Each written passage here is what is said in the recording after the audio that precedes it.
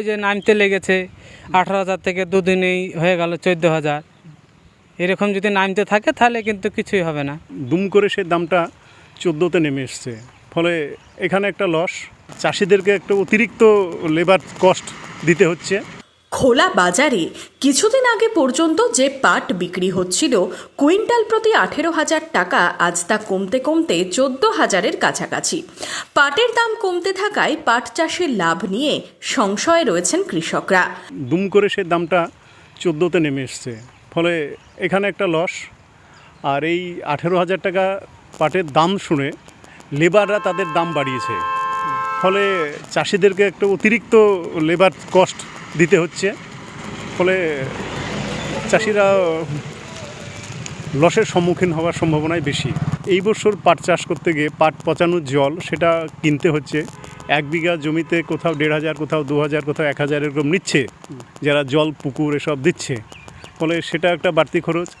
গাড়ি ভাড়াটা বেড়ে গিয়েছে, মাঠ থেকে উঠিয়ে আনতে হচ্ছে। লেবারদের যেখানে 400 টাকা নিচ্ছিল, দুম করে 500 টাকা বলে দিয়েছে, ফলে লেবার কস্ট প্রতিদিন বাড়ছে আর পাটের দাম ক্রমশ নামছে, ফলে চাষিরা লাভের থেকে লসের দিকে বেশি যাচ্ছে। তো এখন দাম 14,000 টাকা থাকলে একটু মোটামুটি ভালো থাকবো। হ্যাঁ, তা 14,000 হইলেও তা মোটামুটি কিছু পয়সা তাও মুনিশকে দিয়ে কিছু থাকবে। এরকম থাকলে দুটো তাও চাষি হবে যে নামতে লেগেছে 18,000 থেকে দুদিনেই হয়ে গেল 14,000। এরকম যদি নামতে থাকে তাহলে কিন্তু কিছুই হবে না।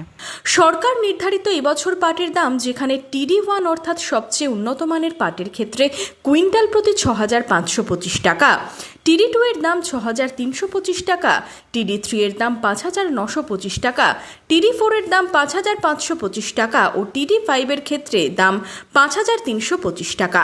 পাটের ন্যূনতম সহায়ক মূল্য গত বছরের তুলনায় কুইন্টাল প্রতি 275 টাকা বাড়িয়েছে সরকার। সেখানে খোলা বাজারে এবছর পাটের দাম অনেকটাই বাড়তি থাকায় অনেকেই আগাম পাট কেটে বিক্রি করছেন। ফলন কম হলেও দাম ভালো থাকায় প্রথম দিকে কৃষকরা কিছুটা হলেও লাভের মুখ দেখেছে। তবে বর্তমানে চাহিদা থাকায় বেড়েছে শ্রমিকের খরচ। জমি থেকে পাট এনে তা জাঁক দিতে খরচ অনেকটাই বেড়েছে। দিনের পর দিন পাটের দাম কমতে থাকায় চিন্তায় পড়ে যাচ্ছেন পাট চাষিরা। দামটা হঠাৎ করে 2-4 দিনে দামটা পড়ে গেল, নেমে গেল দামটা। কি দাম ছিল? দাম 18,000 ছিল, তারপরে তো নামতে নামতে এখন 14-13,000 চলে এসছে মোটামুটি।